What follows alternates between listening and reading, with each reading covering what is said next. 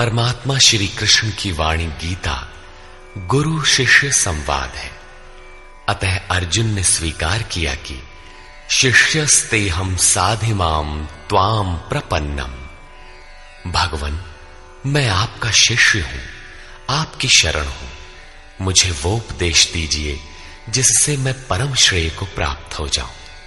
अतः उस परम गुरु के चरणों में गीता आरंभ करने से पूर्व ये स्तुति गुरु वंदना प्रस्तुत की जा रही है।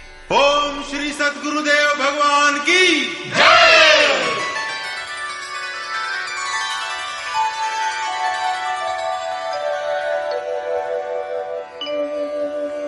जय सद्गुरुदेवम्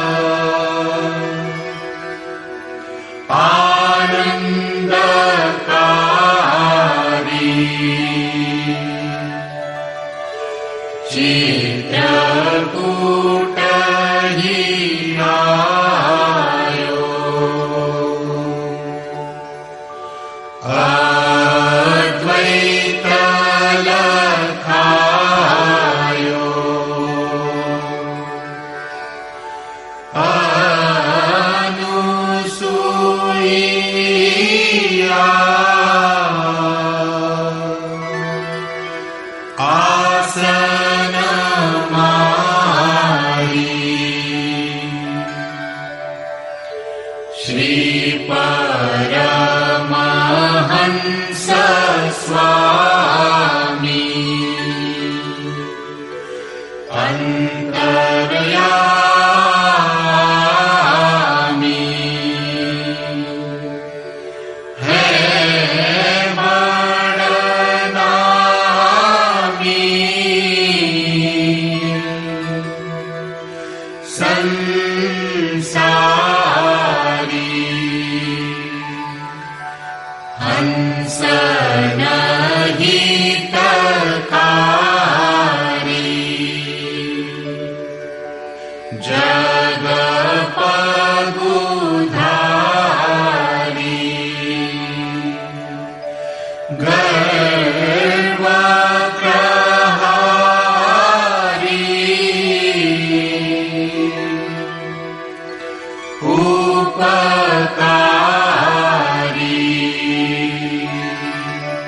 सत पंथ चलायो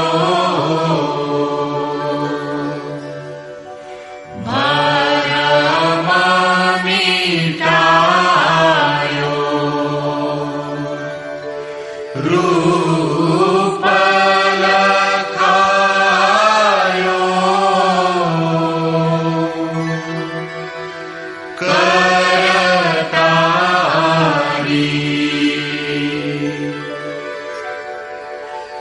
यह शिष्य है तेरो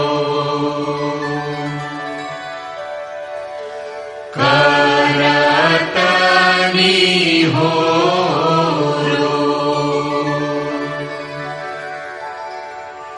मोह पर हेरो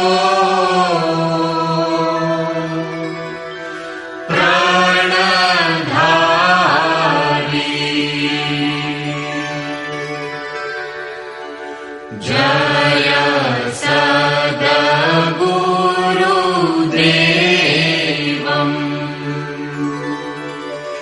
परमानन्दम्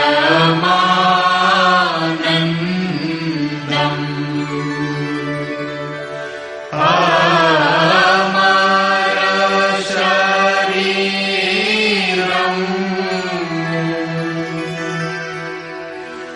अविकारी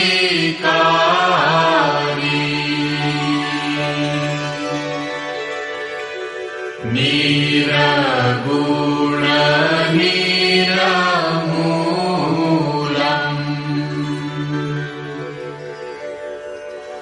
धरी स्थूलम्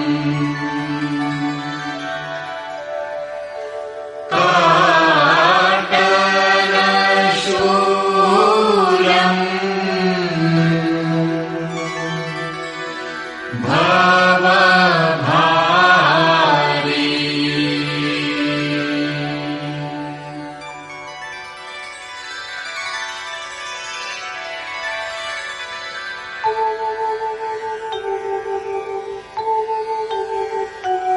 ओम जय गुरुदेव जय गुरुदेव जय गुरुदेव जय गुरुदेव ओम जय गुरुदेव जय गुरुदेव जय गुरुदेव जय गुरुदेव ओम जय गुरुदेव जय गुरुदेव जय गुरुदेव जय गुरुदेव। अमृतंश बहनों तथा भाइयों, जिन महापुरुष ने समस्त वेदों का संकलन किया, वेदांत शास्त्र का प्रवर्तन किया, महाभारत तथा भागवत जिनकी कृतियां हैं, उन्होंने शास्त्रों के रूप में किसी ग्रंथ को मान्यता दी तो वो है भगवान श्री कृष्णोक्त गीता। तरह तरह की पूजा पद्धतियां, परस्पर विरोधी संगठन धर्म के नाम पर प्रचलित हैं, जबकि धर्म का लक्ष्य है एक परमात्मा की शोध। कल्याण स्वरूप वो परमात्मा एक है, उसे प्राप्त करने की निश्चित क्रिया का पालन धर्म है। जब परमात्मा एक है, उसे प्राप्त करने की क्रिया एक है, तो बहुत से पंथ क्यों? इसके समाधान के लिए प्रस्तुत है यथार्थ गीता का भावांश, ये गीता कैसेट। धर्म के सरल स्वरूप और उसकी प्राप्ति हेतु निर्धारित क्रिया का क्रमबद्ध तथा पूर्ण विवरण योगेश्वर श्री कृष्णोक्त गीता है। विश्व के प्रत्येक महापुरुष ने जो कुछ भी साधन बताया है, वो सब का सब तथा अनेक गोपनीय स्थितियों का स्पष्टीकरण अकेले गीता में है। इसलिए संपूर्ण मानव जाति के कल्याण का अतर्क शास्त्र गीता है। महाभारत में संकेत है कि जब कौरवों और पांडवों की सेनाएं आमने सामने खड़ी हो गईं, तो संपूर्ण निशांतर कौरवों में प्रवेश कर गए और सभी देवता पांडवों में। इस कथन से महर्षि व्यास ने स्पष्ट कर दिया कि गीता के सभी पात्र देवता या असुर हैं तथा प्रतीकात्मक हैं। प्रत्येक मनुष्य के अंतःकरण में दैवी और आसुरी दो प्रकृतियां अनादिकाल से हैं। दैवी शक्तियों के सहयोग से जब मनुष्य अपने आत्म स्वरूप की ओर अग्रसर होता है, तो काम, क्रोध, राग, द्वेष इत्यादि आसुरी वृत्तियां बाधा के रूप में आक्रमण करती हैं। उनका पार पाना ही वास्तविक युद्ध है। अर्जुन श्रेय के लिए विकल था। उसकी दृष्टि में श्रेय का उपाय था कुल धर्म, पिंडोदक क्रिया, वर्ण संकर से बचाव, कुल क्षय से बचने के लिए युद्ध न करना इत्यादि। मात्र इतनी सी शंका के समाधान हेतु भगवान को उसे 18 अध्याय गीता समझानी पड़ी। अंत में पूछा कि क्या तेरा मोह नष्ट हुआ? अर्जुन ने स्वीकार किया कि भगवान, मेरा मोह नष्ट हो गया और अब मैं वैसा ही करूंगा जैसा भगवान ने उपदेश दिया है। वस्तुतः ये केवल अर्जुन की शंका नहीं थी, बल्कि मानव मात्र की शंका है कि श्रेय क्या है, उसे कैसे प्राप्त करें। इसलिए स्त्री पुरुष, आबाल वृद्ध, मानव मात्र के लिए गीता के 18 अध्याय का अनुशीलन एवं नियमित पाठ नितांत आवश्यक है, जिससे ब्रह्म विधि की स्मृति सृजित रहे तथा बच्चों में भी इन कल्याणकारी संस्कारों का सृजन हो सके। इस गीता ज्ञान के बिना कोई भी मनुष्य उस ईश्वर के पथ पर नहीं चल सकता। अक्षय सुख, शाश्वत शांति, लोक में समृद्धि तथा मूल शंका समाधान हेतु इन कैसेटों का संकलन किया गया है। इसके नियमित श्रवण से संपूर्ण परिवार तथा स्वजन समुदाय को सुसंस्कृत करें। संसार में कहीं भी मनुष्य हो, उसके लिए गीता सदैव अमृत वाहिनी है। गीता आपका शास्त्र है। गौरव का विषय है कि 5000 वर्ष से भी अधिक अंतराल के बाद श्री कृष्ण का यथार्थ गायन आपके सम्मुख है।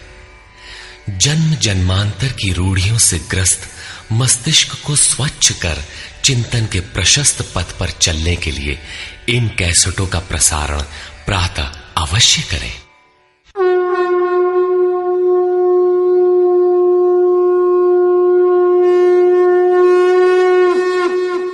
ओम श्री परमात्मने नमः। यथार्थ गीता, श्रीमद् भगवत गीता, अथ प्रथमो अध्यायः।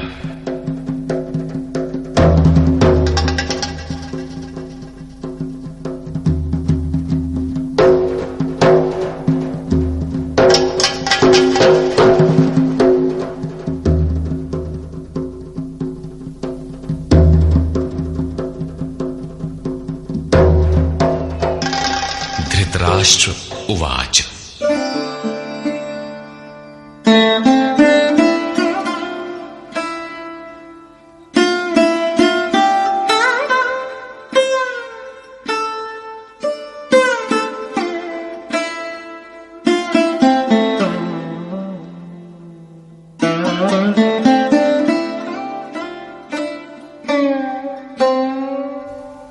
धर्मक्षेत्रे कुरुक्षेत्रे समवेता युयुत्सवः मामकाः पाण्डवाश्चैव किमकुर्वत संजय। धृतराष्ट्र ने पूछा, हे संजय, धर्म क्षेत्र कुरुक्षेत्र में एकत्र युद्ध की इच्छा वाले मेरे और पांडु के पुत्रों ने क्या किया? अज्ञान रूपी धृतराष्ट्र और संयम रूपी संजय। अज्ञान मन के अंतराल में रहता है अज्ञान से आवृत मन धृतराष्ट्र जन्मांध है, किंतु संयम रूपी संजय के माध्यम से यह देखता है, सुनता है। वो समझता है कि परमात्मा ही सत्य है। फिर भी जब तक इससे उत्पन्न मोह रूपी दुर्योधन जीवित है, इसकी दृष्टि सदैव कौरवों पर रहती है, विकारों पर ही रहती है। धर्म एक क्षेत्र है। जब हृदय देश में दैवी संपत्ति का बाहुल्य होता है तो यह शरीर धर्म क्षेत्र बन जाता है, और जब इसमें आसुरी संपत्ति का बाहुल्य होता है तो यह शरीर कुरुक्षेत्र बन जाता है। कुरु अर्थात करो। यह शब्द आदेशात्मक है। भगवान श्री कृष्ण कहते हैं, प्रकृति से उत्पन्न तीनों गुणों द्वारा परवश होकर मनुष्य कर्म करता है। वो क्षण मात्र भी कर्म किए बिना नहीं रह सकता, गुण उससे करा लेते हैं। तीनों गुण मनुष्य को देवता से कीट पर्यंत शरीरों में ही बांधते हैं। जब तक प्रकृति और प्रकृति से उत्पन्न गुण जीवित हैं, तब तक कुरु लगा रहेगा।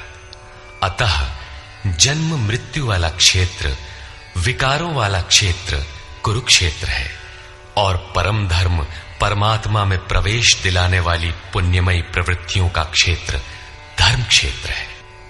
पुरातत्वविद पंजाब में काशी प्रयाग के मध्य तथा अनेकानेक स्थलों पर कुरुक्षेत्र की शोध में लगे हैं, किंतु गीताकार ने स्वयं बताया है कि जिस क्षेत्र में यह युद्ध हुआ वो कहां है।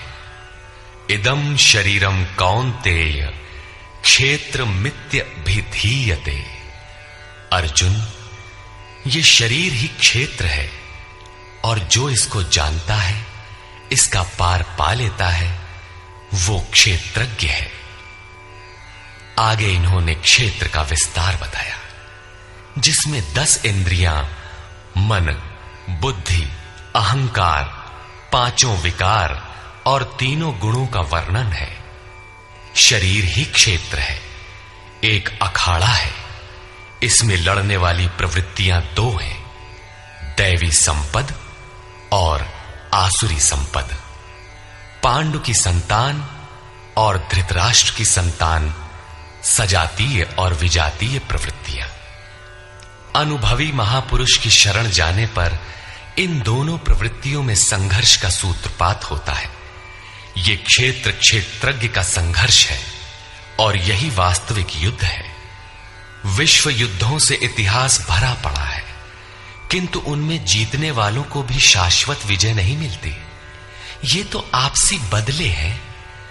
प्रकृति का सर्वथा शमन करके प्रकृति से परे की सत्ता का दिग्दर्शन करना और उसमें प्रवेश पाना ही वास्तविक विजय है। यही एक ऐसी विजय है जिसके पीछे हार नहीं है। यही मुक्ति है जिसके पीछे जन्म मृत्यु का बंधन नहीं है। इस प्रकार अज्ञान से आच्छादित प्रत्येक मन संयम के द्वारा जानता है कि क्षेत्र क्षेत्रज्ञ के युद्ध में क्या हुआ। अब जैसा जिसके संयम का उत्थान है, वैसे वैसे उसे दृष्टि आती जाएगी। संजय उवाच। दृष्ट्वा तु पाण्डवानीकम्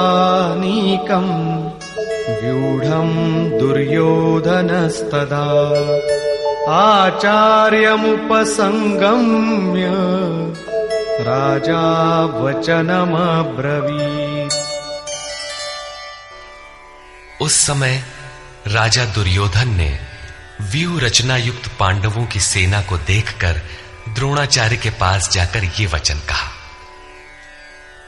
द्वैत के आचरण ही द्रोणाचार्य हैं। जब जानकारी हो जाती है कि हम परमात्मा से अलग हो गए हैं, वहां उसकी प्राप्ति के लिए तड़प पैदा हो जाती है। तभी हम गुरु की तलाश में निकलते हैं। दोनों प्रवृत्तियों के बीच यही प्राथमिक गुरु है। यद्यपि बाद के सद्गुरु योगेश्वर श्री कृष्ण होंगे, जो योग की स्थिति वाले होंगे। राजा दुर्योधन आचार्य के पास जाता है। मोह रूपी दुर्योधन। मोह संपूर्ण व्याधियों का मूल है, राजा है।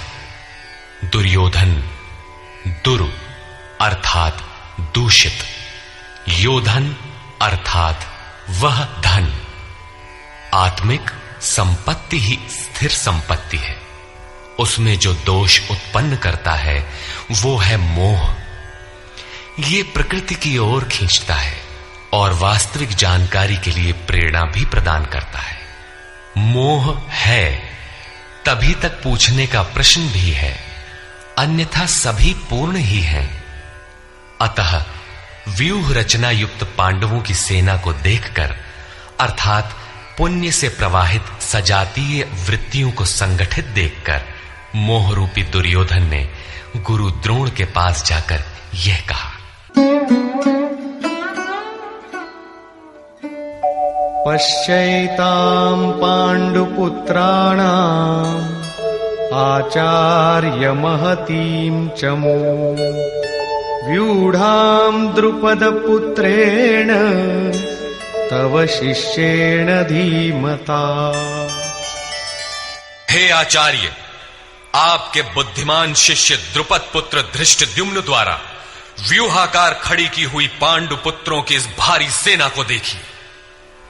शाश्वत अचल पद में आस्था रखने वाला दृढ़ मन ही धृष्टद्युम्न है। यही पुण्यमयी प्रवृत्तियों का नायक है। साधन कठिन न मन कर टेका। साधन कठिन नहीं, मन की दृढ़ता कठिन होनी चाहिए। अब देखें सेना का विस्तार। अत्र शूरा महेश्वासा भीमार्जुन समायुधि युयुधानो विराटश्च द्रुपदश्च महारथः। इस सेना में महेश्वासा, महान ईश में वास दिलाने वाले भाव रूपी भीम, अनुराग रूपी अर्जुन के समान बहुत से शूरवीर, जैसे सात्विकता रूपी सात्यकी, विराटः, सर्वत्र ईश्वरी प्रवाह की धारणा, महारथी राजा द्रुपद अर्थात अचल स्थिति, तथा धृष्टकेतुश्चेकितानः काशीराजश्च वीर्यवान् पुरुजित् कुन्तिभोजश्च शैब्यश्च नरपुंगवः। धृष्टकेतुः दृढ़ कर्तव्य, चेकितानः जहां भी जाए वहां से चित्त को खींचकर इष्ट में स्थिर करना, काशीराजः काया रूपी काशी में ही वो साम्राज्य है, पुरजित स्थूल सूक्ष्म और कारण शरीरों पर विजय दिलाने वाला पुरुजित, कुंती भोजः कर्तव्य से भव पर विजय, नरों में श्रेष्ठ शैव्य अर्थात सत्य व्यवहार। युधामन्युश्च विक्रान्तः उत्तमौजाश्च वीर्यवान् सौभद्रो द्रौपदेयाश्च सर्व एव महारथाः। और पराक्रमी युधामन्यु, युद्ध के अनुरूप मन की धारणा, उत्तमौजाः शुभ की मस्ती, सुभद्रा पुत्र अभिमन्यु। जब शुभ आधार आ जाता है तो मन भय से रहित हो जाता है। ऐसा शुभ आधार से उत्पन्न अभय मन, ध्यान रूपी द्रौपदी के पांचों पुत्र वात्सल्य, लावण्य, सौम्यता, स्थिरता, सहृदयता, सब के सब महारथी है।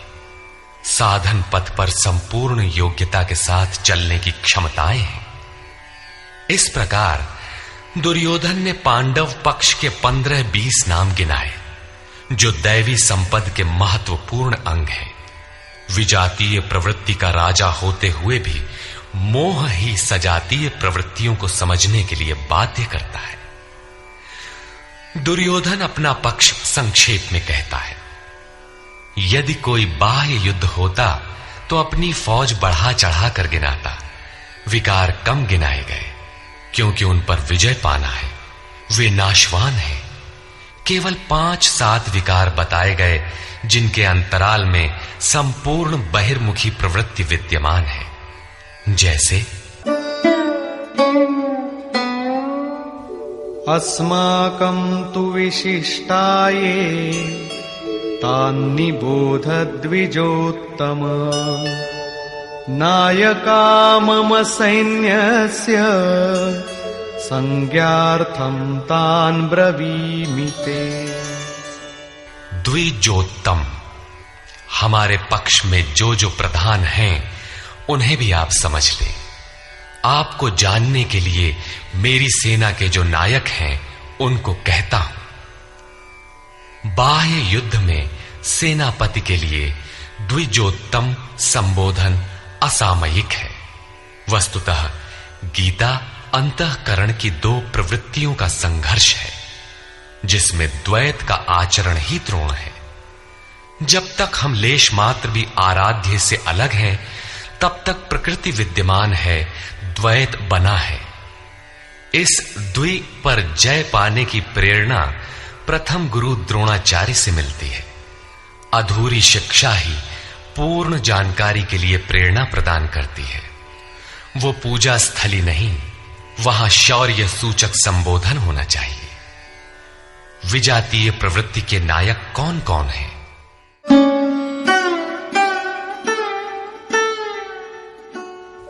भवान् भीष्मश्च कर्णश्च कृपश्च समितिञ्जयः अश्वत्थामा विकर्णश्च सौमदत्तिस्तथैव च।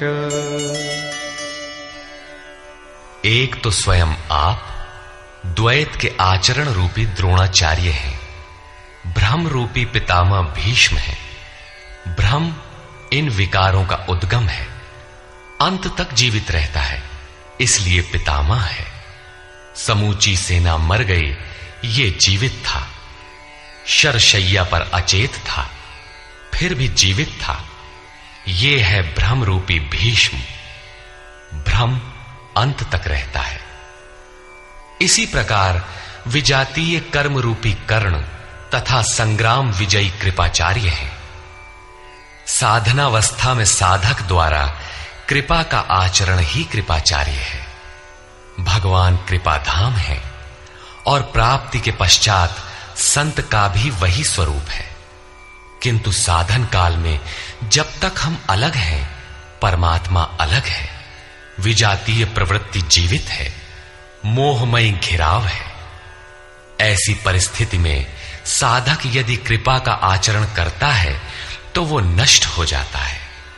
सीता ने दया की तो कुछ काल लंका में प्रायश्चित करना पड़ा। विश्वामित्र दयार्द्र हुए, पतित होना पड़ा। योग सूत्रकार महर्षि पतंजलि भी यही कहते हैं, ते समाधा वुपसर्गा व्युत्थाने सिद्धयः। व्युत्थान काल में सिद्धियां प्रकट होती हैं, वे वास्तव में सिद्धियां हैं, किंतु कैवल्य प्राप्ति के लिए उतनी ही बड़ी विघ्न है जितने काम, क्रोध, लोभ, मोह इत्यादि। गोस्वामी तुलसीदास का भी यही निर्णय है। माया अनेक विघ्न करती है, रिद्धियां प्रदान करती है, यहां तक कि सिद्ध बना देती है। ऐसी अवस्था वाला साधक बगल से निकल भर जाए, मरणासन रोगी भी जी उठेगा। वो भले ठीक हो जाए, किंतु साधक उसे अपनी देन मान बैठे तो नष्ट हो जाएगा। एक रोगी के स्थान पर हजारों रोगी घेर लेंगे। भजन चिंतन का क्रम अवरुद्ध हो जाएगा और उधर बहकते बहकते प्रकृति का बाहुल्य हो जाएगा। यदि लक्ष्य दूर है और साधक कृपा करता है तो कृपा का अकेला आचरण ही समितिंजय समूची सेना को जीत लेगा। इसलिए साधक को पूर्ति पर्यंत इससे सतर्क रहना चाहिए। दया बिनु संत कसाई, दया करी तो आफत आई। लेकिन अधूरी अवस्था में यह विजातीय प्रवृत्ति का दुर्धर्ष योद्धा है। इसी प्रकार आसक्ति रूपी अश्वत्थामा, विकल्प रूपी विकर्ण और भ्रममयी श्वास ही भूरिश्रवा है। ये सभी बहिर्मुखी प्रवाह के नायक हैं।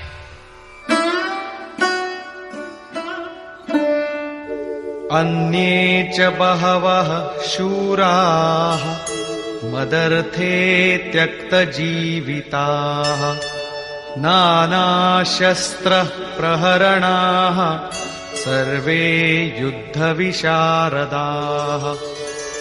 और भी बहुत से शूरवीर अनेक शस्त्रों से युक्त मेरे लिए जीवन की आशा को त्याग कर युद्ध में डटे हैं।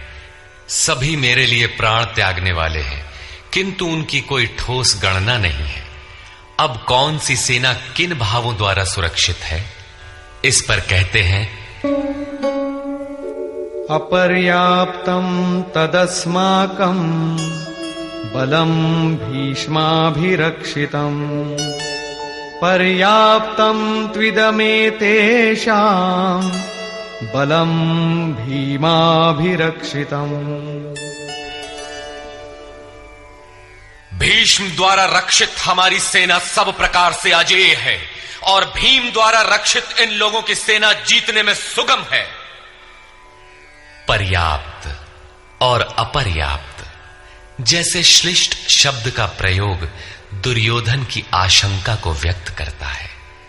अतः देखना है कि भीष्म कौन सी सत्ता है जिस पर कौरव निर्भर करते हैं, तथा भीम कौन सी सत्ता है जिस पर दैवी संपद संपूर्ण पांडव निर्भर है। दुर्योधन अपनी व्यवस्था देता है कि अयनेषु च सर्वेषु यथा भागमवस्थिताः भीष्ममेवाभिरक्षन्तु भवन्तः सर्व एव हि। इसलिए सब मोर्चों पर अपनी अपनी जगह स्थित रहते हुए आप लोग सब के सब भीष्म की ही सब ओर से रक्षा करें। यदि भीष्म हैं तो हम अजेय हैं, इसलिए आप पांडवों से न लड़कर केवल भीष्म की ही रक्षा करें। कैसा योद्धा है भीष्म, जो स्वयं अपनी रक्षा नहीं कर पा रहा है, कौरवों को उसकी रक्षा व्यवस्था करनी पड़ रही है। ये कोई बाह्य योद्धा नहीं, ब्रह्म ही भीष्म है। जब तक ब्रह्म जीवित है तब तक विजातीय प्रवृत्तियां कौरव अजेय हैं। अजेय का यह अर्थ नहीं कि जिसे जीता ही ना जा सके, बल्कि अजेय का अर्थ दुर्जय है, जिसे कठिनाई से जीता जा सकता हो। महा अजय संसार रिपु जीति सकई सो वीर। यदि भ्रम समाप्त हो जाए तो अविद्या अस्तित्वहीन हो जाए। मोह इत्यादि जो आंशिक रूप से बचे भी हैं, शीघ्र ही समाप्त हो जाएंगे। भीष्म की इच्छा मृत्यु थी, इच्छा ही भ्रम है। इच्छा का अंत और भ्रम का मिटना एक ही बात है। इसी को संत कबीर ने सरलता से कहा, इच्छा काया इच्छा माया इच्छा जग उपजाया। कह कबीर जे इच्छा विवर्जित ताका पार न पाया। जहां भ्रम नहीं होता वो अपार और अव्यक्त है। इस शरीर के जन्म का कारण इच्छा है, इच्छा ही माया है और इच्छा ही जगत की उत्पत्ति का कारण है। सो कामयत तदैक्षत बहुश्याम प्रजायेय इति। कबीर कहते हैं, जो इच्छाओं से सर्वथा रहित हैं, तिनका पार न पाया। वे अपार अनंत असीम तत्व में प्रवेश पा जाते हैं।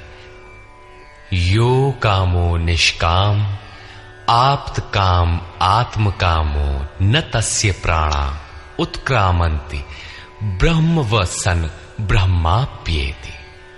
जो कामनाओं से रहित आत्मा में स्थिर आत्म स्वरूप है, उसका कभी पतन नहीं होता। वो ब्रह्म के साथ एक हो जाता है। आरंभ में इच्छाएं अनंत होती हैं और अंततो गत्वा परमात्म प्राप्ति की इच्छा शेष रहती है। जब ये इच्छा भी पूरी हो जाती है, तब इच्छा भी मिट जाती है। यदि उससे भी बड़ी कोई वस्तु होती तो आप उसकी इच्छा अवश्य करते। जब उससे आगे कोई वस्तु है ही नहीं, तो इच्छा किसकी होगी?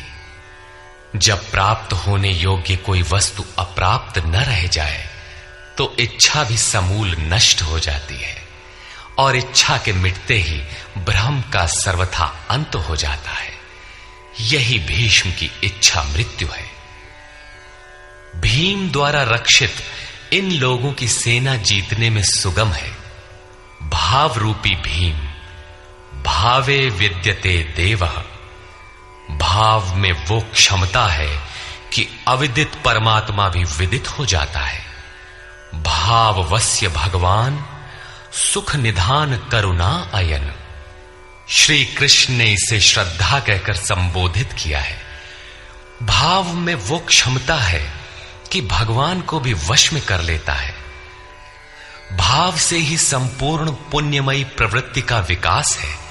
ये पुण्य का संरक्षक है तो इतना बलवान कि परम देव परमात्मा को संभव बनाता है, किंतु साथ ही इतना कोमल भी है कि आज भाव है तो कल अभाव में बदलते देर नहीं लगती। इष्ट में लेश मात्र भी त्रुटि प्रतीत होने पर भाव डगमगा जाता है।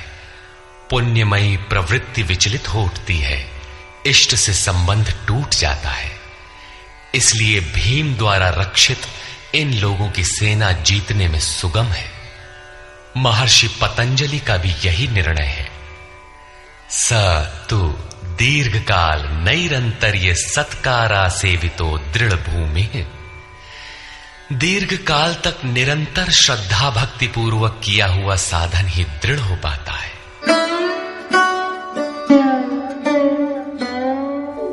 तस्य संजनयन् हर्षं कुरु वृद्धः पितामहः। सिंहनादं विनद्योच्चैः शंखं दद्मौ प्रतापवान्।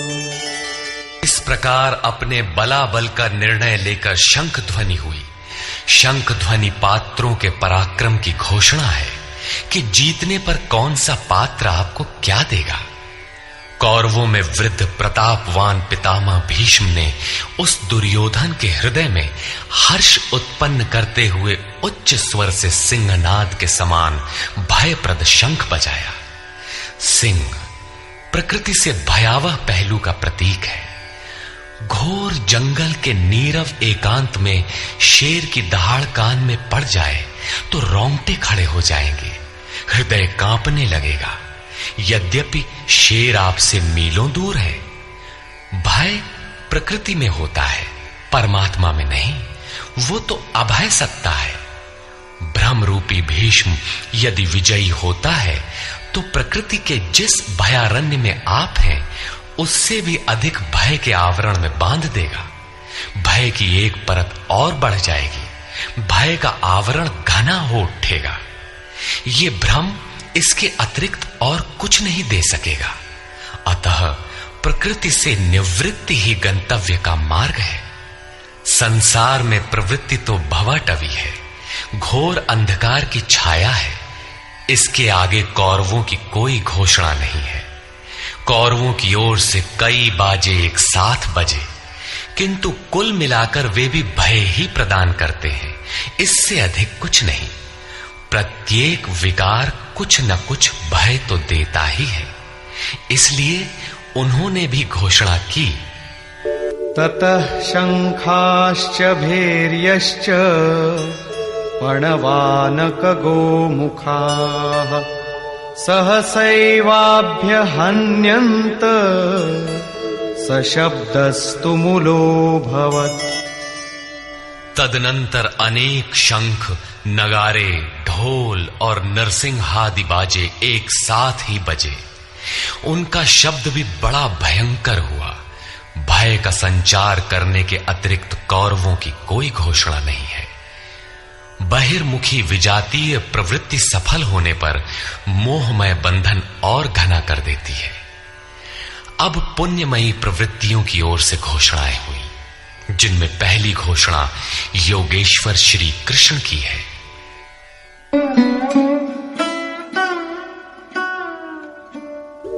ततः श्वेतैर्हयैर्युक्ते महती स्यन्दने स्थितौ माधव पाण्डवश्चैव दिव्यौ शंखौ प्रदध्मतु। इसके उपरांत श्वेत घोड़ों से युक्त, जिनमें लेश मात्र कालिमा दोष नहीं है, श्वेत सात्विक निर्मलता का प्रतीक है। महति स्यन्दने, महान रथ पर बैठे हुए योगेश्वर श्री कृष्ण और अर्जुन ने भी अलौकिक शंख बजाए। अलौकिक का अर्थ है लोकों से परे।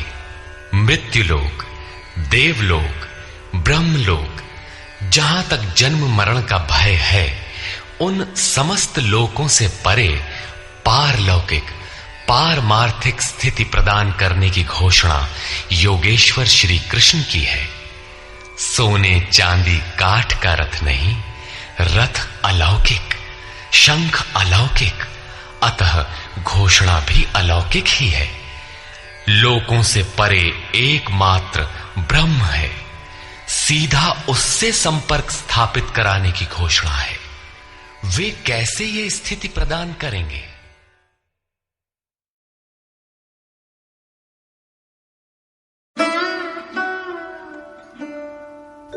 पांचजन्यं ऋषिकेशो देवदत्तं धनञ्जयः पौंड्रं दध्मौ महाशंखं भीमकर्मावृकोदरः।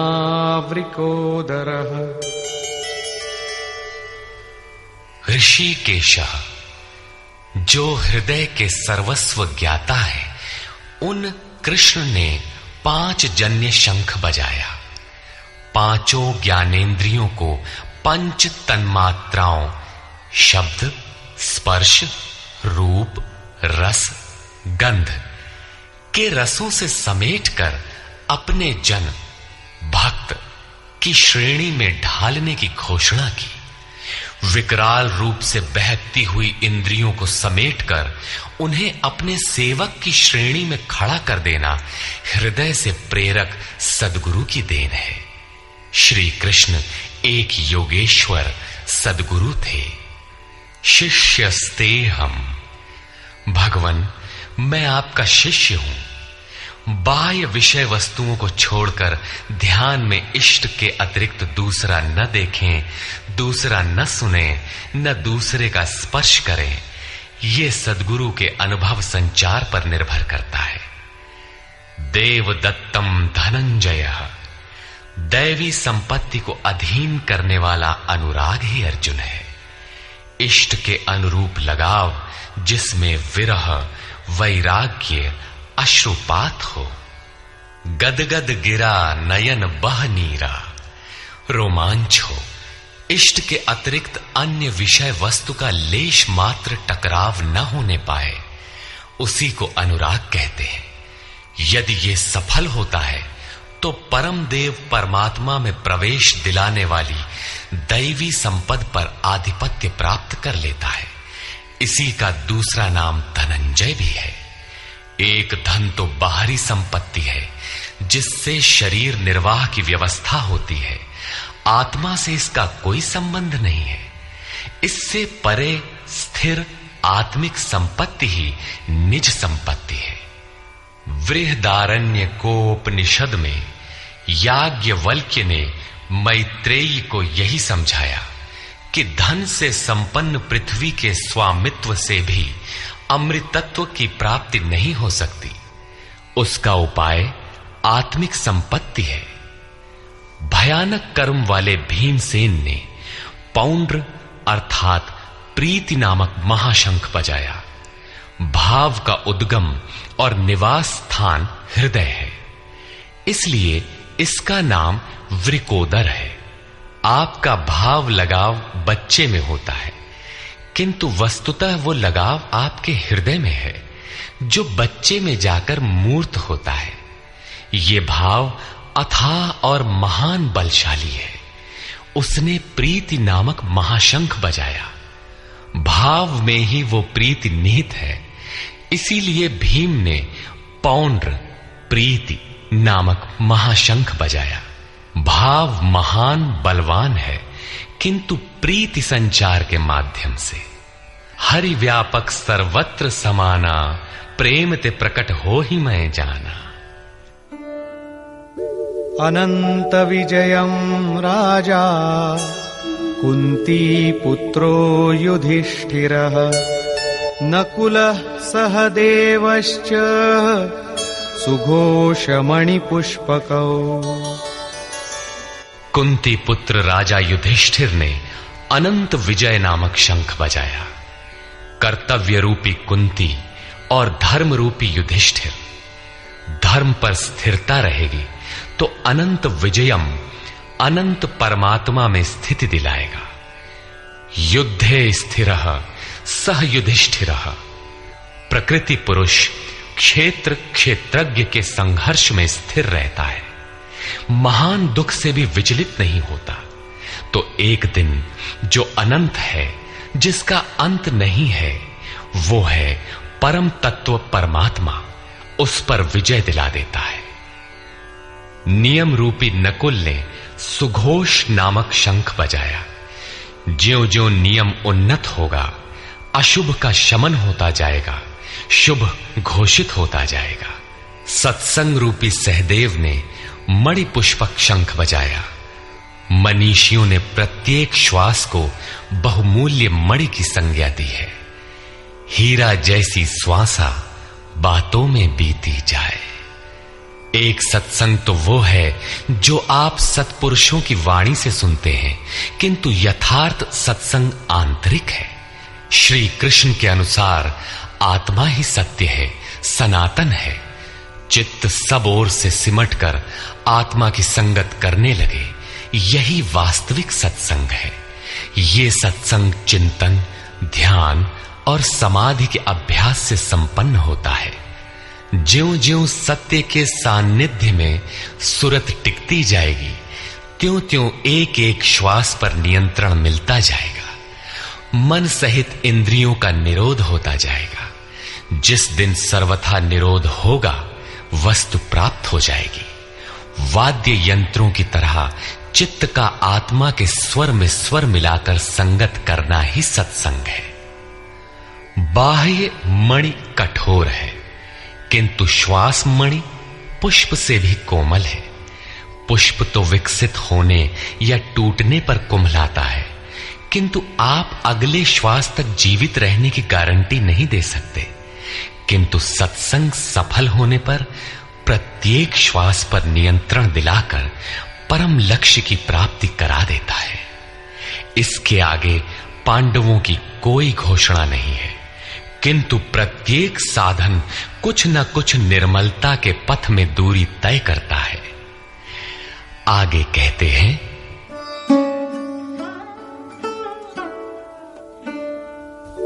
काश्यश्च परमेश्वासः शिखण्डी च महारथः धृष्टद्युम्नो विराटश्च सात्यकिश्चापराजितः। काया रूपी काशी। पुरुष जब सब ओर से मन सहित इंद्रियों को समेटकर काया में ही केंद्रित करता है, तो परमेश्वासः परम ईश में वास का अधिकारी हो जाता है। परम ईश में वास दिलाने में सक्षम काया ही काशी है। काया में ही परम ईश का निवास है। परमेश्वास का अर्थ श्रेष्ठ धनुष वाला नहीं, बल्कि परम धन ईश धन वास है। शिखा सूत्र का त्याग ही शिखंडी है। आजकल लोग सिर के बाल कटा लेते हैं और सूत्र के नाम पर गले की जनेऊ हटा लेते हैं, अग्नि जलाना छोड़ देते हैं। हो गया सन्यास उनका। नहीं, वस्तुतः शिखा लक्ष्य का प्रतीक है जिसे आपको पाना है, और सूत्र है संस्कारों का। जब तक आगे परमात्मा को पाना शेष है, पीछे संस्कारों का सूत्रपात लगा हुआ है, तब तक त्याग कैसा, सन्यास कैसा? अभी तो चलने वाले पथिक हैं। जब प्राप्तव्य प्राप्त हो जाए, पीछे लगे हुए संस्कारों की डोर कट जाए, ऐसी अवस्था में ब्रह्म सर्वथा शांत हो जाता है। इसलिए शिखंडी ही ब्रह्म रूपी भीष्म का विनाश करता है। शिखंडी चिंतन पथ की विशिष्ट योग्यता है, महारथी है। धृष्टद्युम्न दृढ़ और अचल मन तथा विराटः सर्वत्र विराट ईश्वर का प्रसार देखने की क्षमता इत्यादि दैवी संपद के प्रमुख गुण हैं। सात्विकता ही सात्य की है। सत्य के चिंतन की प्रवृत्ति अर्थात सात्विकता यदि बनी है तो कभी गिरावट नहीं आने पाएगी, इस संघर्ष में पराजित नहीं होने देगी। द्रुपदो द्रौपदेयाश्च सर्वशः पृथिवीपते सौभद्रश्च महाबाहुः शंखान् दद्मुः पृथक् पृथक्। अचल पददायक द्रुपद और ध्यान रूपी द्रौपदी के पांचों पुत्र सहृदयता, वात्सल्य, लावण्य, सौम्यता इत्यादि साधन में महान सहायक महारथी हैं तथा बड़ी भुजा वाला अभिमन्यु, इन सब ने पृथक पृथक शंख बजाए। भुजा कार्यक्षेत्र का प्रतीक है। जब मन भय से रहित हो जाता है तो उसकी पहुंच दूर तक हो जाती है। हे राजन, इन सब ने अलग अलग शंख बजाए, कुछ न कुछ दूरी सभी तय कराते हैं। इनका पालन आवश्यक है, इसलिए इनके नाम गिनाए। इसके अतिरिक्त कुछ दूरी ऐसी भी है जो मन बुद्धि से परे है। भगवान स्वयं ही अंतःकरण में विराज कर तय कराते हैं। इधर दृष्टि बनकर आत्मा से खड़े हो जाते हैं और सामने स्वयं खड़ा होकर अपना परिचय करा लेते हैं। सघोषोधार्तराष्ट्राणाम् हृदयानि व्यदारयत् नभश्च पृथिवीं चैव तुमुलो व्यनुनादयन्। उस घोर शब्द ने आकाश और पृथ्वी को भी शब्दायमान करते हुए धृतराष्ट्र पुत्रों के हृदय विदीर्ण कर दिए। सेना तो पांडवों की ओर भी थी, किंतु हृदय विदीर्ण हुए धृतराष्ट्र पुत्रों के। वस्तुतः पांचजन्य दैवी शक्ति पर आधिपत्य, अनंत पर विजय, अशुभ का शमन और शुभ की घोषणा धारावाही होने लगे तो कुरुक्षेत्र आसुरी संपद, बहिर्मुखी प्रवृत्तियों का हृदय विदीर्ण हो जाएगा। उनका बल शनैः शनैः क्षीण होने लगता है। सर्वथा सफलता मिलने पर मोहमयी प्रवृत्तियां सर्वथा शांत हो जाती हैं।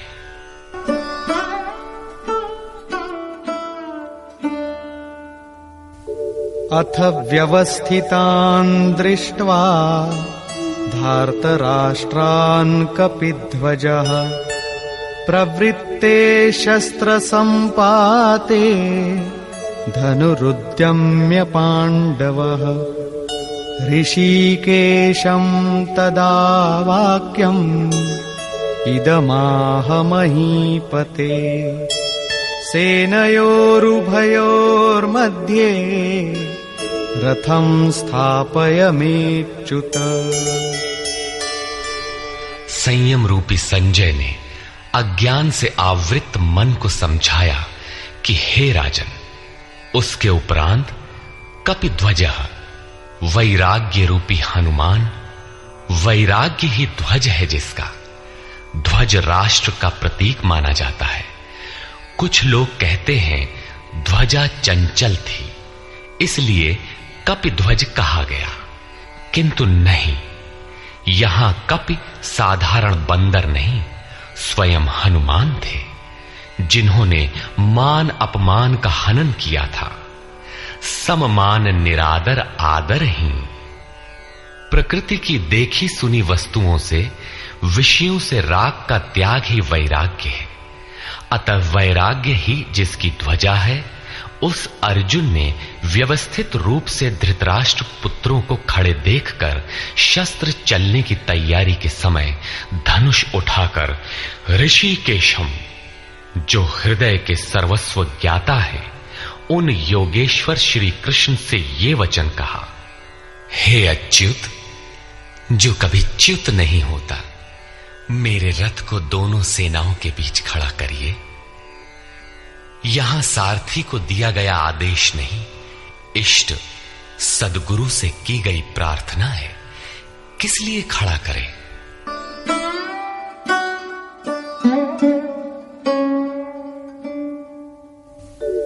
यावदेतान् निरीक्षेऽहम् योद्धुकामानवस्थितान् कैर्मया सह योद्धव्यम् अस्मिन् रणसमुद्यमे। जब तक मैं इन स्थित हुए युद्ध की कामना वालों को अच्छी प्रकार देख न लूं कि इस युद्ध के उद्योग में मुझे किन किन के साथ युद्ध करना योग्य है, इस युद्ध व्यापार में मुझे किन किन के साथ युद्ध करना है। योत्स्यमानान् वेक्षेऽहम् य एतेऽत्र समागताः धार्तराष्ट्रस्य दुर्बुद्धेर्युद्धे प्रियचिकीर्षवः। दुर्बुद्धि दुर्योधन का युद्ध में कल्याण चाहने वाले जो ये राजा लोग इस सेना में आए हैं, उन युद्ध करने वालों को मैं देखूंगा, इसलिए खड़ा करें। मोह रूपी दुर्योधन, मोहमयी प्रवृत्तियों का कल्याण चाहने वाले जो राजा इस युद्ध में आए हैं, उनको मैं देख लूं। संजय उवाच।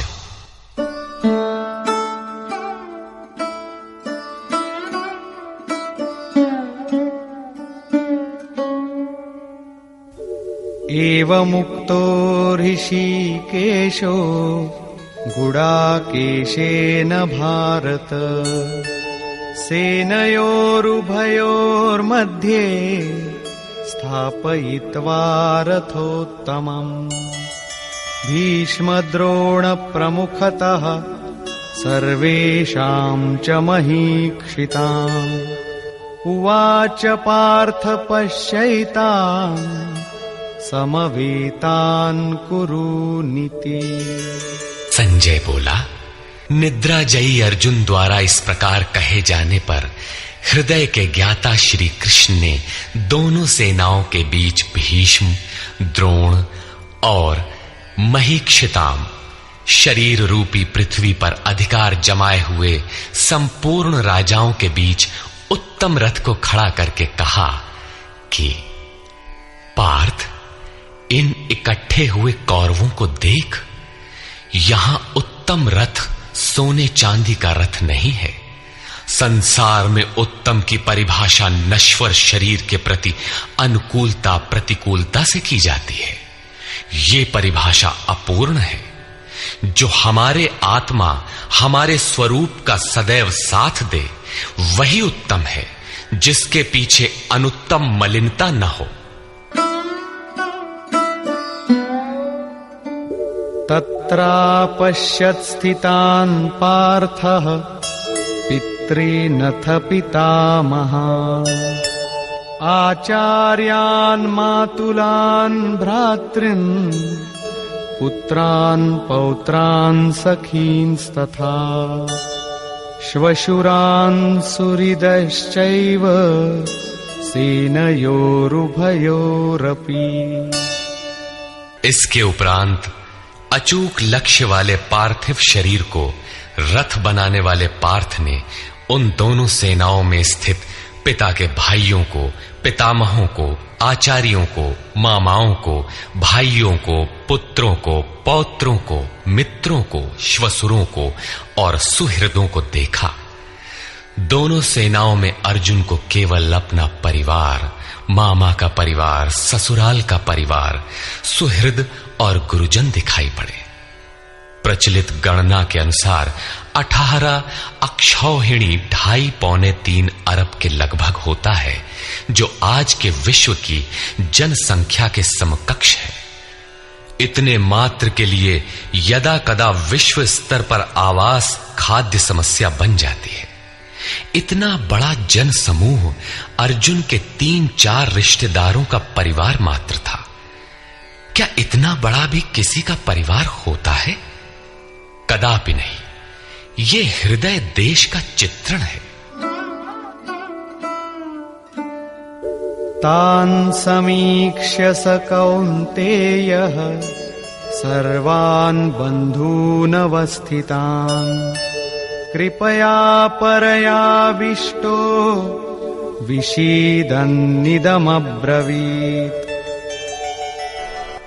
इस प्रकार खड़े हुए उन संपूर्ण बंधुओं को देखकर अत्यंत करुणा से आवृत वो कुंती पुत्र अर्जुन शोक करता हुआ बोला। अर्जुन उवाच।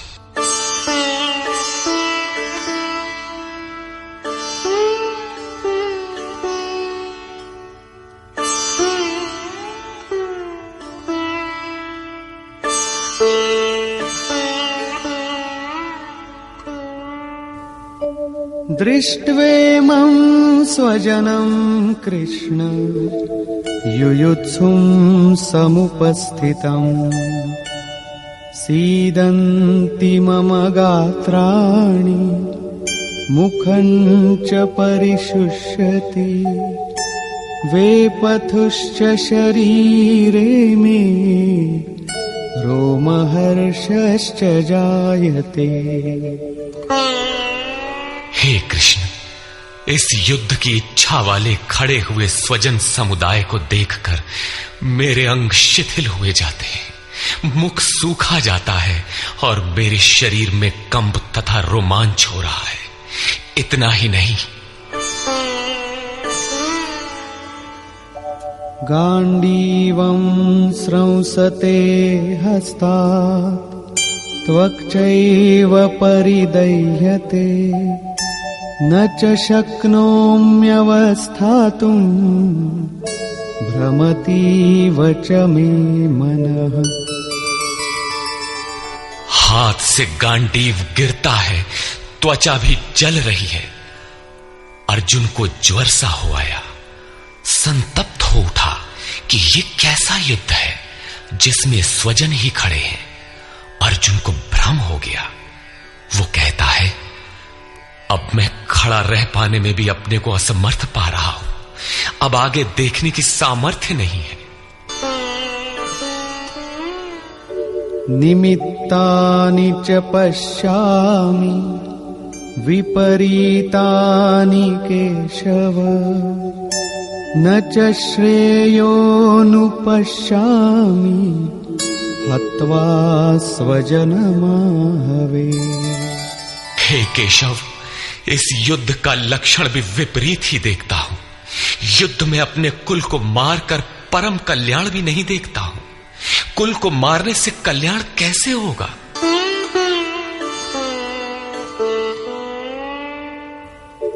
न कांक्षे विजयं कृष्ण न च राज्यं सुखानि च किन्नो राज्येन गोविन्द किं भोगैर्जीवितेन वा। संपूर्ण परिवार युद्ध के मुहाने पर है। इन्हें युद्ध में मारकर विजय से मिलने वाला राज्य और राज्य से मिलने वाला सुख अर्जुन को नहीं चाहिए। वो कहता है, हे श्री कृष्ण, मैं विजय नहीं चाहता, राज्य तथा सुख भी नहीं चाहता। हे गोविंद, हमें राज्य या भोग अथवा जीवन से भी क्या प्रयोजन है? क्यों?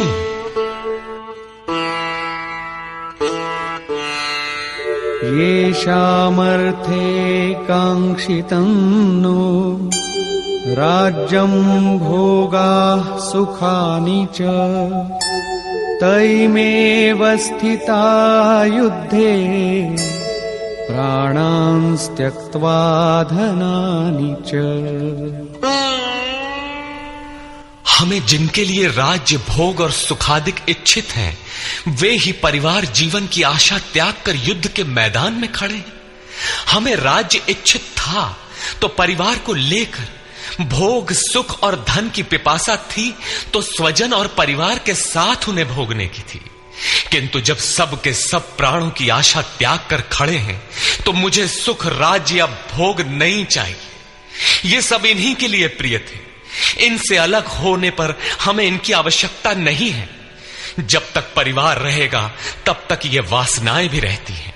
झोपड़ी में रहने वाला भी अपने परिवार, मित्र और स्वजन को मारकर विश्व का साम्राज्य स्वीकार नहीं करेगा। अर्जुन यही कहता है कि हमें भोग प्रिय थे, विजय प्रिय थी, किंतु जिनके लिए थी, जब वे ही नहीं रहेंगे तो भोगों से क्या प्रयोजन। इस युद्ध में मारना किसे है।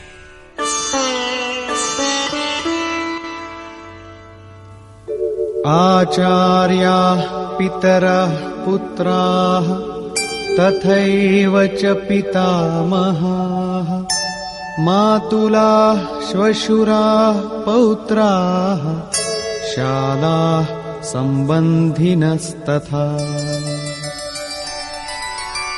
इस युद्ध में ताऊ, चाचे, लड़के और इसी प्रकार दादा, मामा, श्वसुर, पोते, साले तथा समस्त संबंधी ही हैं।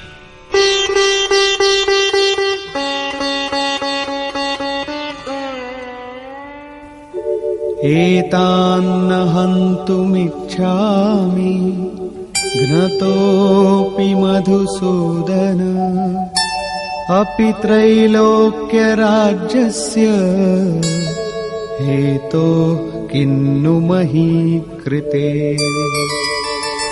हे मधुसूदन, मुझे मारने पर भी अथवा 3 लोक के राज्य के लिए भी मैं इन सबको मारना नहीं चाहता। फिर पृथ्वी के लिए कहना ही क्या।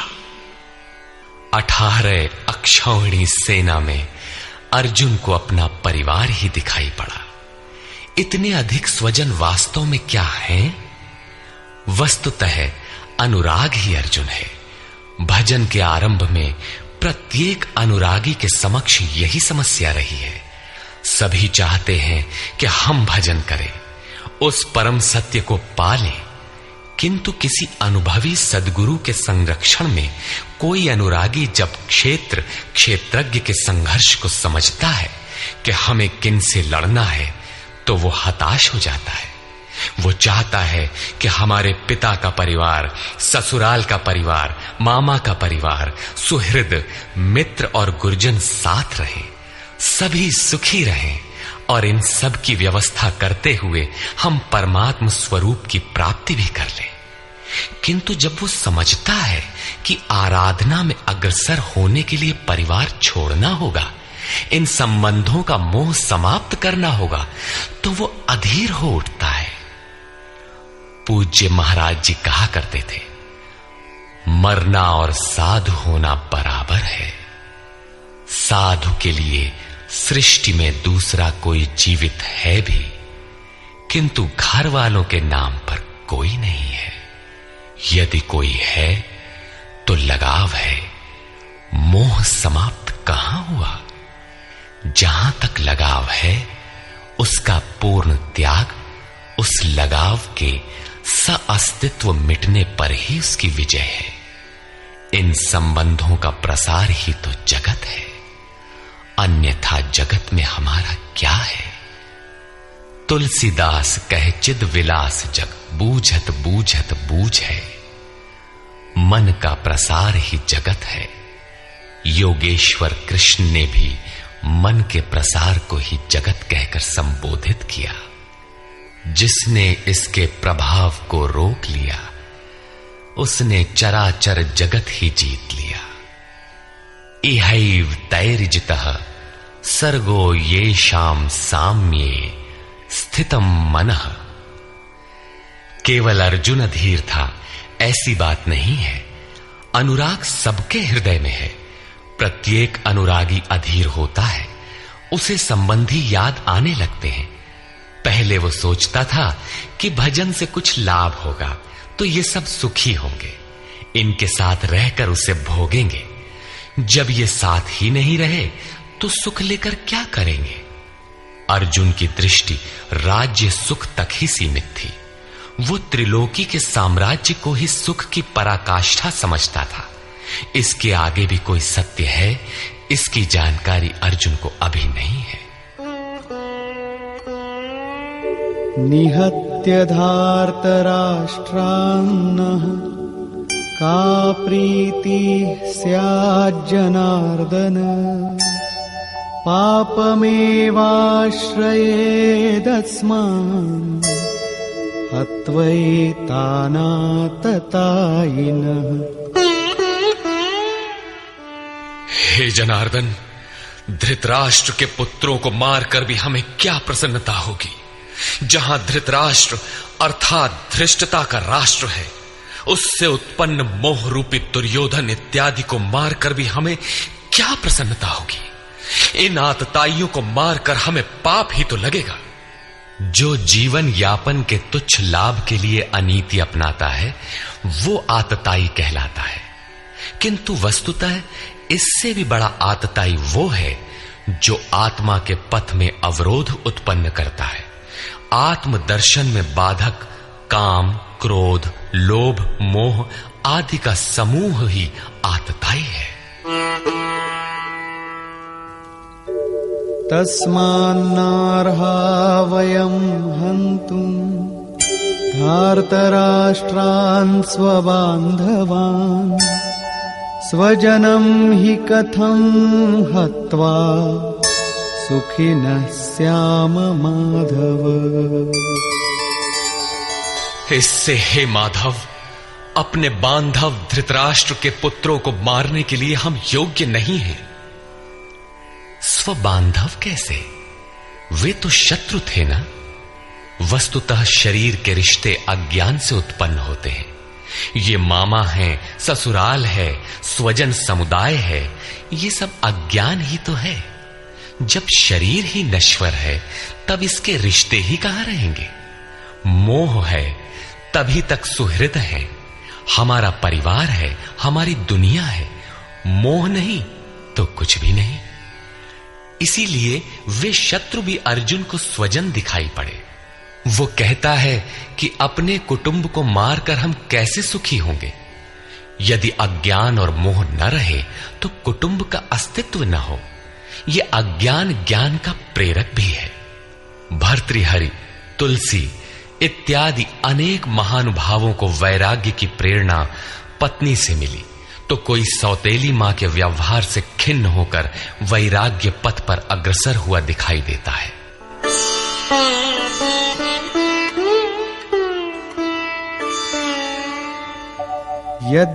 यद्यप्येतेन पश्यन्ति लोभोपहत चेतसः कुलक्षयकृतं दोषं मित्रद्रोहे च पातकम्।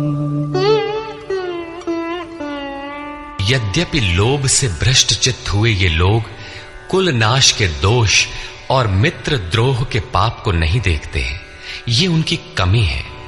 फिर भी कथं न ज्ञेयमस्माभिः पापादस्मान्निवर्तितुं कुलक्षयकृतं दोषं प्रपश्यद्भिर्जनार्दन। हे जनार्दन, कुल नाश से होने वाले दोषों को जानने वाले हम लोगों को इस पाप से हटने के लिए क्यों नहीं विचार करना चाहिए। मैं ही पाप करता हूं ऐसी बात नहीं, आप भी भूल करने जा रहे हैं। कृष्ण पर भी आरोप लगाया। अभी वो समझ में अपने को कृष्ण से कम नहीं मानता। प्रत्येक नया साधक सद्गुरु की शरण जाने पर इसी प्रकार तर्क करता है और अपने को जानकारी में कम नहीं समझता। यही अर्जुन भी कहता है कि ये भले न समझें, किंतु हम आप तो समझदार हैं। कुल नाश के दोषों पर हमें विचार करना चाहिए। कुल नाश में दोष क्या है? कुलक्षये प्रणश्यन्ति कुलधर्माः सनातनाः धर्मे नष्टे कुलं कृत्स्नम् अधर्मोऽभिभवत्युत। कुल के नाश होने से सनातन कुल धर्म नष्ट हो जाते हैं। अर्जुन कुल धर्म कुलाचार को ही सनातन धर्म समझ रहा था। धर्म के नाश होने पर संपूर्ण कुल को पाप भी बहुत दबा लेता है।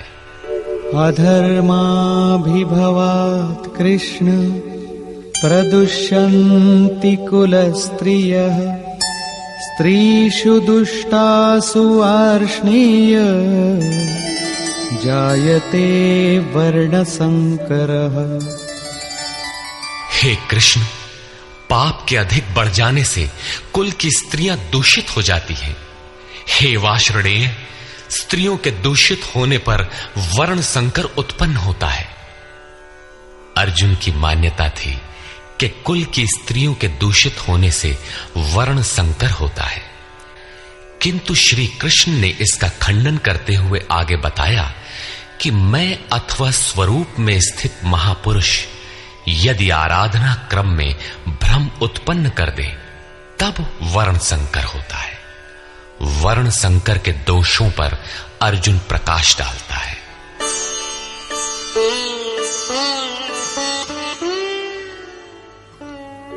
संकरो नरकायैव कुलघ्नानां कुलस्य च पतन्ति पितरो येषां लुप्तपिण्डोदकक्रियाः। वर्ण संकर कुल घातियों और कुल को नरक में ले जाने के लिए ही होता है। लुप्त हुई पिंड क्रिया वाले इनके पितर लोग भी गिर जाते हैं। वर्तमान नष्ट हो जाता है, अतीत के पितर गिर जाते हैं और भविष्य वाले भी गिरेंगे। इतना ही नहीं, दोषैरेतैः कुलघ्नानां वर्णसंकरकारकैः उत्साद्यन्ते जातिधर्माः कुलधर्माश्च शाश्वताः। इन वर्ण संकर कारक दोषों से कुल और कुलघातियों के सनातन कुल धर्म और जाति धर्म नष्ट हो जाते हैं। अर्जुन मानता था कि कुल धर्म सनातन है, कुल धर्म ही शाश्वत है, किंतु श्री कृष्ण ने इसका खंडन किया और आगे बताया कि आत्मा ही सनातन शाश्वत धर्म है। वास्तविक सनातन धर्म को जानने से पहले मनुष्य धर्म के नाम पर किसी न किसी रूढ़ि को जानता है।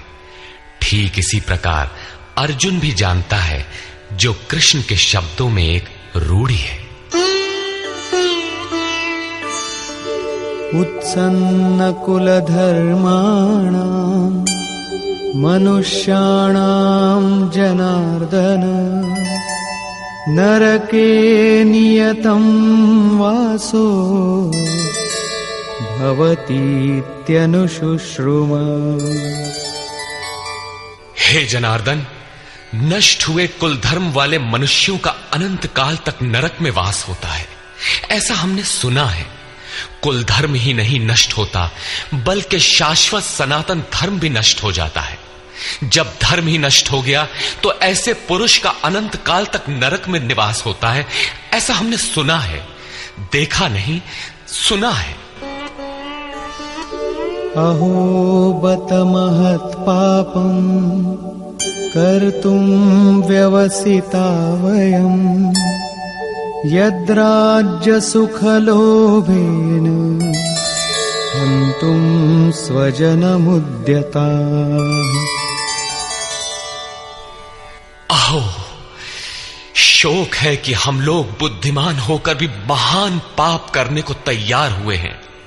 राज्य और सुख के लोभ से अपने कुल को मारने के लिए उद्यत हुए हैं। अभी अर्जुन अपने को कम ज्ञाता नहीं समझता। आरंभ में प्रत्येक साधक इसी प्रकार बोलता है। महात्मा बुद्ध का कथन है कि मनुष्य जब अधूरी जानकारी रखता है तो अपने को महान ज्ञानी समझता है, और जब आधे से आगे की जानकारी हासिल करने लगता है तो अपने को महान मूर्ख समझता है। ठीक इसी प्रकार अर्जुन भी अपने को ज्ञानी ही समझता है। वो कृष्ण को ही समझाता है कि उस पाप से परम कल्याण हो, ऐसी बात भी नहीं। केवल राज्य और सुख के लोभ में पड़कर हम लोग कुल नाश करने को उद्यत हुए हैं। महान भूल कर रहे हैं। हम ही भूल कर रहे हैं, ऐसी बात नहीं, आप भी भूल कर रहे हैं। एक धक्का कृष्ण को भी दिया। अंत में अर्जुन अपना निर्णय देता है। यदि माम प्रतीकारम् अशस्त्रं शस्त्रपाणयः धार्तराष्ट्रारणे हन्युः तन्मे क्षेमतरं भवेत्। यदि मुझ शस्त्र रहित न सामना करने वाले को शस्त्रधारी धृतराष्ट्र के पुत्र रण में मारे तो उनका वो मारना भी मेरे लिए अति कल्याणकारक होगा। इतिहास तो कहेगा कि अर्जुन समझदार था, जिसने अपनी बलि देकर युद्ध बचा लिया। लोग प्राणों की आहुति दे डालते हैं कि भोले भाले मासूम बच्चे सुखी रहें, कुल तो बचा रहे। मनुष्य विदेश चला जाए, वैभवपूर्ण प्रासाद में रहे, किंतु 2 दिन बाद उसे अपनी छोड़ी हुई झोपड़ी याद आने लगती है। मोह इतना प्रबल होता है। इसीलिए अर्जुन कहता है कि शस्त्रधारी धृतराष्ट्र के पुत्र मुझ न प्रतिकार करने वाले को रण में मार दे, तब भी वो मेरे लिए अति कल्याणकारी होगा, ताकि लड़के तो सुखी रहें। संजय उवाच। एवमुक्त्वा अर्जुनः संख्ये रथोपस्थ उपाविशत् विसृज्य सशरं चापं शोकसंविघ्नमानसः। संजय बोला कि रणभूमि में शोक से उद्विग्न मन वाला अर्जुन इस प्रकार कहकर बाण सहित धनुष को त्याग कर रथ के पिछले भाग में बैठ गया, अर्थात क्षेत्र क्षेत्रज्ञ के संघर्ष में भाग लेने से पीछे हट गया। निष्कर्ष, गीता क्षेत्र क्षेत्रज्ञ के युद्ध का निरूपण है। यह ईश्वरीय विभूतियों से संपन्न भगवत स्वरूप को दिखाने वाला गायन है। यह गायन जिस क्षेत्र में होता है वह युद्ध क्षेत्र शरीर है, जिसमें 2 प्रवृत्तियां हैं, धर्म क्षेत्र और कुरुक्षेत्र। उन सेनाओं का स्वरूप और उनके बल का आधार बताया। शंख ध्वनि से उनके पराक्रम की जानकारी मिली। तदनंतर जिस सेना से लड़ना है उसका निरीक्षण हुआ, जिसकी गणना 18 अक्षौहिणी अर्थात लगभग 6.5 अरब कही जाती है, किंतु वस्तुतः वे अनंत हैं। प्रकृति के दृष्टिकोण 2 हैं, एक इष्टोन्मुखी प्रवृत्ति दैवी संपद, दूसरी बहिर्मुखी प्रवृत्ति आसुरी संपद। दोनों प्रकृति ही हैं। एक इष्ट की ओर उन्मुख करती है, परम धर्म परमात्मा की ओर ले जाती है, और दूसरी प्रकृति में विश्वास दिलाती है। पहले दैवी संपद को साध कर आसुरी संपद का अंत किया जाता है, फिर शाश्वत सनातन परब्रह्म के दिग्दर्शन और उसमें स्थिति के साथ दैवी संपद की आवश्यकता शेष हो जाती है। युद्ध का परिणाम निकल आता है। अर्जुन को सैन्य निरीक्षण में अपना परिवार ही दिखाई पड़ता है, जिसे मारना है। जहां तक संबंध है उतना ही जगत है। अनुराग के प्रथम चरण में पारिवारिक मोह बाधक बनता है।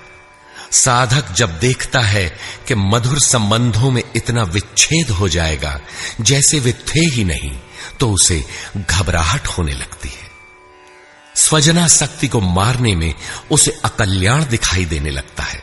वह प्रचलित रूढ़ियों में अपना बचाव ढूंढने लगता है, जैसा अर्जुन ने किया। उसने कहा, कुल धर्म ही सनातन धर्म है। इस युद्ध से सनातन धर्म नष्ट हो जाएगा, कुल की स्त्रियां दूषित होंगी, वर्ण संकर पैदा होगा, जो कुल और कुलघातियों को अनंत काल तक नरक में ले जाने के लिए ही होता है। अर्जुन अपनी समझ से सनातन धर्म की रक्षा के लिए विकल है। उसने श्री कृष्ण से अनुरोध किया कि हम लोग समझदार होकर भी ये महान पाप क्यों करें? अर्थात श्री कृष्ण भी पाप करने जा रहे हैं।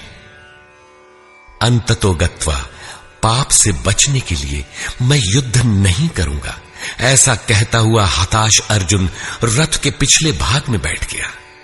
क्षेत्र क्षेत्रज्ञ के संघर्ष से पीछे हट गया। टीकाकारों ने इस अध्याय को अर्जुन विषाद योग कहा है। अर्जुन अनुराग का प्रतीक है। सनातन धर्म के लिए विकल होने वाले अनुरागी का विषाद योग का कारण बनता है। यही विषाद मनु को हुआ था। हृदय बहुत दुख लाग, जन्म गयऊ हरि भगति बिनु। संशय में पड़कर ही मनुष्य विषाद करता है। उसे संदेह था कि वर्ण संकर पैदा होगा जो नरक में ले जाएगा। सनातन धर्म के नष्ट होने का भी उसे विषाद था। अतः संशय विषाद योग का सामान्य नामकरण इस अध्याय के लिए उपयुक्त है। अतः ओम तत्सदिति श्रीमद्भगवद गीता सूपनिषत्सु ब्रह्म विद्यायाम योग शास्त्रे श्री कृष्णार्जुन संवादे संशय विषाद योगो नाम प्रथमोऽध्यायः। इस प्रकार स्वामी अड़गड़ानंद कृत श्रीमद् भगवद गीता के भाष्य यथार्थ गीता का प्रथम अध्याय पूर्ण होता है। हरि ओम तत्सत।